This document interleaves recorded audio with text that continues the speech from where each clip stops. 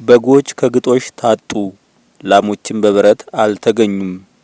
እኔ በእግዚአብሔር ደስ ይለኛል፣ በአምላኬ በመድኃኒቴ ሐሴት አደርጋለሁ።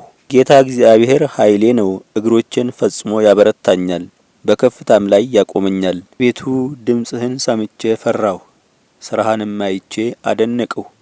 በሁለት እንስሶች መካከል አየሁህ፣ ዘመኑም እንደ ደረሰ አድርጌ አወቅሁ።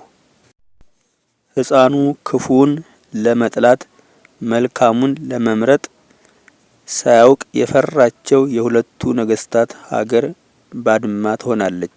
እግዚአብሔርም ኤፍሬም ከይሁዳ ከተለየበት ቀን ጀምሮ ያልመጣውን ዘመን በአንተና በሕዝብህ በአባትህ ቤት ላይ ያመጣል። እርሱም የአሦር ንጉሥ መምጣት ነው።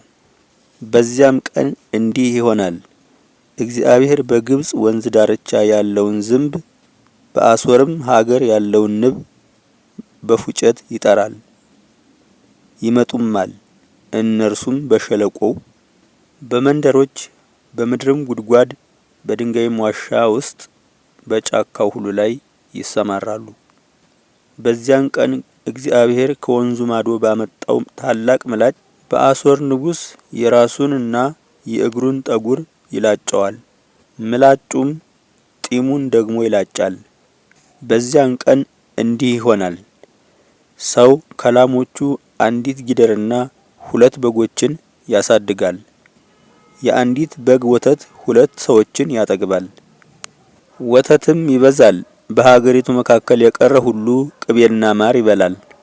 በዚያም ወራት እንዲህ ይሆናል፣ ወይን በሀገሩ ሁሉ የበጀ ይሆናል።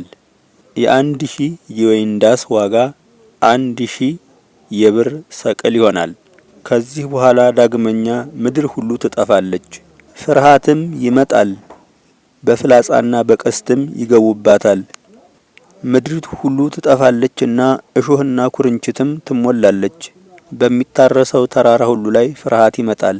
በሬዎችም ይረግጡታል፣ እሾህና ኩርንችትም ያጠፋዋል።